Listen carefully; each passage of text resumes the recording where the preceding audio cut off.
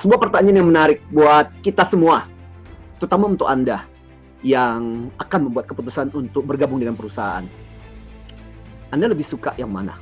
Perusahaan yang besar atau perusahaan yang kecil? Masuk di perusahaan yang skalanya besar atau perusahaan yang cenderung lebih kecil? Mana yang Anda pilih? Memang sih dalam hal ini tidak ada batasan dan kita tidak akan memperbincangkan apa sih ukuran besar dan ukuran kecil itu. Ya, ukuran besar karyawannya bisa sampai puluhan ribu. Kalau perusahaan-perusahaan kecil itu kan jumlahnya bisa cuma belasan orang, puluhan orang, bahkan mungkin cuma ratusan orang. Tapi nggak banyak-banyak banget. Nah, seandainya nih ya, kalau Anda harus membuat keputusan untuk bergabung di perusahaan, Anda cenderung akan yang mana? Perusahaan besar atau perusahaan kecil? Menariknya adalah, kalau pertanyaan ini saya tanyakan kepada mereka-mereka yang baru lulus, mostly akan berkata apa? Yes, mereka akan bilang, ya perusahaan besar dong. Dan ketika ditanya apa alasannya, sebagian besar akan mengatakan alasan yang paling gampang dan paling sederhana adalah karena perusahaan besar itu lebih bergengsi dong. Kalau ngomong dengan orang, apalagi misalnya contoh nanti mau melamar nih ya, bicara sama mertua, kalau udah kasih tahu, wah kerja di perusahaan besar kok rasanya itu lebih bergengsi. Nah, pertanyaan ini sebenarnya adalah pertanyaan yang mirip dengan sebuah ilustrasi. Anda lebih suka mana? Menjadi ikan besar di kolam yang kecil atau menjadi ikan kecil di kolam yang besar? Ada orang yang tetap mengatakan, enggak, kalau kolamnya besar lebih bergengsi dong. Kolamnya besar membuat kita merasa lebih bangga ketika kita berada di sana. Oke. Nah, untuk bagusnya adalah pada kesempatan ini, mari kita perbincangkan mengenai apa untung dan ruginya ketika kita bekerja di perusahaan besar, dan apa untung dan ruginya juga ketika kita berada di perusahaan kecil. Karena apa? Menggunakan ukuran gengsi semata-mata hanya sebagai ukuran kita untuk manage karir itu adalah sesuatu yang sebenarnya beresiko. Ingat loh, yang bergengsi itu perusahaannya loh, bukan Andanya yang bergengsi. So pada kesempatan ini, yuk mari kita bicarakan pertimbangan untung, rugi, positif, negatif ketika kita bergabung di perusahaan besar dan perusahaan kecil. Oke, mari kita bicara dari perusahaan besar aja dulu. Positif dan negatif. Untung dan ruginya apa sih? Di perusahaan besar seperti tadi tentu saja. Kalau kita lihat dari sisi positifnya, of course lebih bergengsi dong. Betul nggak? Kita dengan bangga ketika kita cerita sama orang, orang tahu ya bahwa oh perusahaan ini semua udah tahu, nggak perlu susah untuk jelasin lagi. Yang kedua, di perusahaan besar, of course sistemnya juga lebih jelas biasanya. Tata caranya, SOP-nya, proses kerjanya biasanya sudah tertata dengan baik. Karena ini perusahaan yang besar. Dan juga di sisi lain adalah, kalau kita bicara mengenai pekerjaan, biasanya di perusahaan-perusahaan besar itu sudah tertata dengan jelas. Kamu kerjain apa yang kamu harus lakukan, itu sudah terbagi dengan jelas. Sehingga biasa nggak akan bingung lagi kalau kita berada di perusahaan besar soal job desk dan pekerjaannya kita. Dan di sisi lain, kalau di perusahaan besar, rasa aman kita untuk bekerja di sana itu juga lebih aman. Kemungkinan perusahaan itu bangkrut, collapse, itu akan lebih kecil. Ya meskipun bisa saja terjadi sih ya, banyak kasus juga ada kok perusahaan besar yang akhirnya juga collapse karena membuat kesalahan yang parah. Tapi biasanya boleh dikatakan kalau di perusahaan besar, kemungkinan besar itu akan jauh lebih secure. Tapi ingat loh ya, ada juga sisi negatifnya, ada juga sisi kerugiannya yang mesti juga jadi pertimbangan buat kita. Di antaranya apa sih? Kalau kita bicara tentang sisi perusahaan besar, pertama-tama tentu saja sistemnya itu sudah terjadi seperti itu, sehingga cenderung lebih kaku. Kalau kita mau melakukan perubahan sedikit, kita mau berinisiatif untuk melakukan sesuatu biasanya nggak segampang itu. Kenapa? Karena sistemnya sudah tertata. Bahkan kadang-kadang untuk approval sebuah perubahan kecil nih, kadang-kadang itu bisa sampai berlayer dan itu butuh approval panjang banget. Sampai kadang-kadang capek deh. Ya udahlah, udah ikuti aja aturan tata cara yang sudah ada. Dan ini salah satu sisi lemahnya di sebuah sistem yang besar. Yang lain juga adalah, ingat loh ya, di perusahaan besar kita itu cuma secuil dibandingkan dengan sebuah sistem yang begitu besar, orang yang begitu banyak.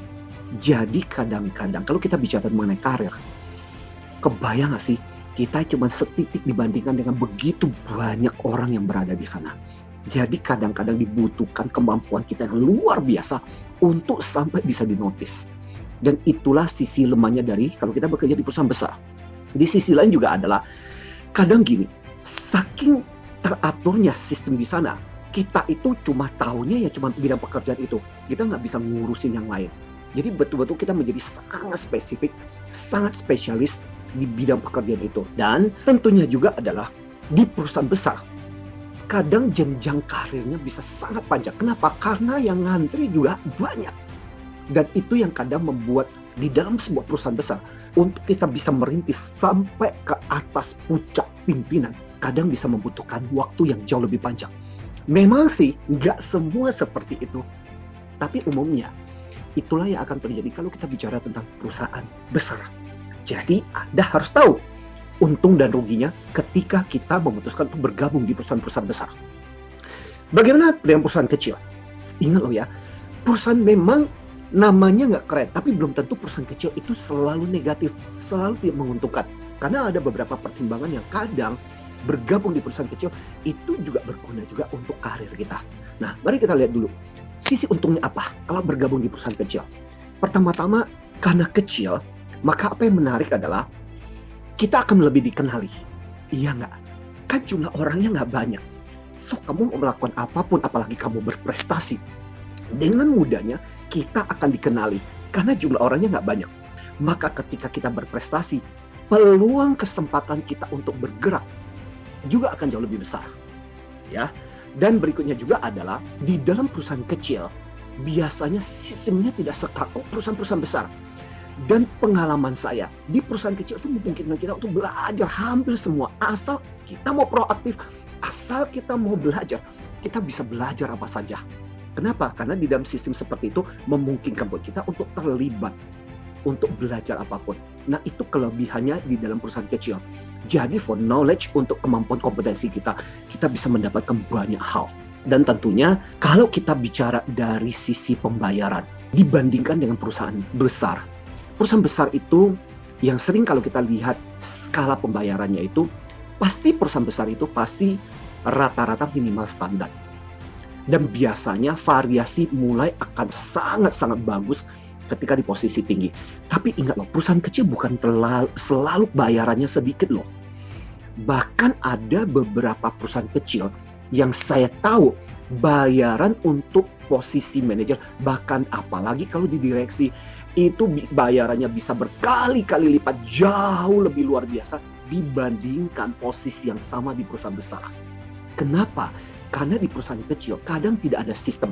Apalagi kalau ownernya sudah percaya, apalagi kalau pemiliknya udah merasa yakin dengan kemampuan Anda, bayaran Anda, skala untuk insentif dan kompensasi yang bisa Anda terima itu bisa menjadi tak terbatas kadang.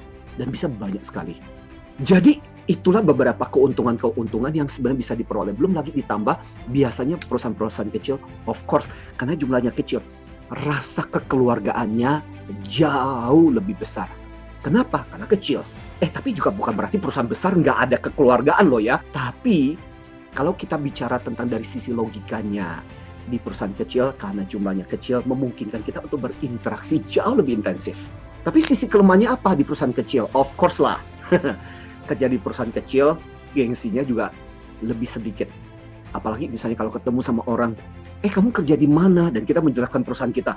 Terus dengan bingung, dia melihat kita dan akhirnya kemudian gini. Aku mau jelaskan perusahaan kami itu gini. Capek deh. Jadi butuh waktu lagi untuk menjelaskan kepada dia perusahaan kita di mana.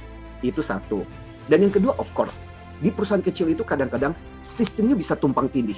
Kadang ngerjain apa, besok ngerjain apa. Karena ada urusan mendadak, kadang-kadang kita bisa dipekerjakan untuk membantu task force di mana, dan kadang-kadang itu bisa terjadi. So, lebih tumpang tindih. Tapi seperti yang saya katakan tadi, keuntungannya adalah jadinya kita jadi bisa belajar banyak hal dari situasi-situasi yang berbeda. Kemudian yang lain lagi, yang jadi kelemahan juga adalah bisa saja terjadi ancaman. Kalau sampai ada masalah keuangan, ada kesalahan misalnya bicara mengenai investasi, perusahaan jauh lebih gampang peluangnya untuk tumbang, untuk kolaps dibandingkan perusahaan-perusahaan besar. Of course, logis ya. Dan yang jadi tantangan juga kadang di perusahaan kecil adalah tidak profesionalnya. Dan ini yang kadang jadi kendala untuk beberapa orang yang memang menginginkan profesionalisme. Karena kadang-kadang bisa berubah sewaktu-waktu, banyak aturan yang kadang-kadang bisa dengan begitu gampangnya karena dirasa perlu disesuaikan dan dengan cepat perubahan, dan itu bisa terjadi begitu. Sehingga buat beberapa orang yang merasa harusnya aturan itu udah tegas jelas, ketika bekerja di perusahaan kecil kadang-kadang itu bikin stres. Tapi teman-teman dan rekan-rekan pada kesempatan ini, ketika kita sudah selesai membahas mengenai keuntungan dan kekurangan dari perusahaan besar dan perusahaan kecil ini, harusnya ini menjadi sebuah pertimbangan kita. Artinya apa? Pertama-tama bahwa sekali lagi, jangan semata-mata kita bergabung perusahaan karena gengsi. Ingat sekali lagi, yang gengsi adalah perusahaanmu. Tapi yang harus kita pikirkan adalah bagaimana perusahaan itu bisa membantu kita di dalam perkembangan karir kita. Karena ujung-ujungnya yang paling utama adalah diri kita sendiri. Manajemen karir kita, manajemen masa depan kita, itulah yang harus kita pertimbangkan. Dan yang kedua, sekali lagi, kecil bukan berarti lebih kecil peluangnya juga. Bahkan di perusahaan-perusahaan kecil, kadang bisa terjadi, bisa menjadi sebuah batu loncatan yang luar biasa. Saya tahu persis, ada seorang rekan saya yang dulu di perusahaan besar, dia cuma manajer. Dan kalau dia mau sampai pada posisi direktur, itu butuh waktu belasan tahun. Tapi ketika dia bergabung di perusahaan kecil, langsung dia menjadi direktur. Keren ya? Ya. Nah pertanyaan lagi, kamu lebih bangga kerja jadi direktur di perusahaan kecil atau jadi cuma manajer di perusahaan besar? Dan dari sisi pembayarannya, di posisi direktur itu bayarannya udah luar biasa. Sementara teman-temannya naiknya mobilnya masih mobil-mobil biasa, dia sudah naik mobil mewah. Jadi artinya yang ingin saya katakan adalah perusahaan kecil tidak selalu melulu bahwa dari sisi penghargaan, bukan berarti selalu kecil. Balik lagi, apakah itu berguna bagi perkembangan kita? Dan terakhir, ingat ujung-ujungnya adalah bagaimana perkembangan kemampuan dan kontribusi kita. Apa artinya? Kita di perusahaan besar, tapi kita stuck di situ. Dibandingkan teman Anda, mungkin perusahaannya kecil atau biasa-biasa saja, tapi laju perkembangan karirnya luar biasa. Kesimpulan di sini adalah be smart. Ingat, ujung-ujungnya adalah karir Anda, masa depan Anda yang dipertaruhkan di sini. So, yang ingin saya katakan adalah, mau di perusahaan besar, mau di perusahaan kecil, ada untung dan ruginya, tapi ujung-ujungnya balik lagi kepada pertimbangan kita. Dan buat teman-teman, buat Anda yang berada di perusahaan besar, congratulations, syukur-syukur tentunya. Kalau di perusahaan besar, dapat posisi dan pangkat yang tinggi. Itu double impact, betul nggak? Tapi kalaupun di perusahaan kecil, use the best. Pepatah mengatakan, kalau hidup cuma memberikan kita lemon, gunakan bikin jus lemon yang terbaik. Kalaupun kita bergabung di perusahaan kecil, gunakan, manfaatkan kesempatan keuntungan yang tadi saya sebutkan. Justru gunakan untuk kemajuan kita, keuntungan buat kita, yang teman-teman di perusahaan besar nggak bisa dapatkan. Dan dengan demikian, diri kita, kemampuan kita, kompetensi kita menjadi semakin luar biasa. Dan ingat, semakin luar biasa kemampuan, pengetahuan, skill yang kita miliki, semakin berharga kita. Mau di perusahaan besar, perusahaan kecil, kita pasti akan sukses. Kenapa? Karena kita punya skill dan kemampuan yang dibutuhkan. Semoga sharing ini berharga, semoga sharing ini berguna untuk menjawab pertanyaan teman-teman yang bertanya, mau bergabung di mana? Perusahaan besar atau perusahaan kecil? Oke, demikian dari saya, Anthony Dio Martin. Salam antusias.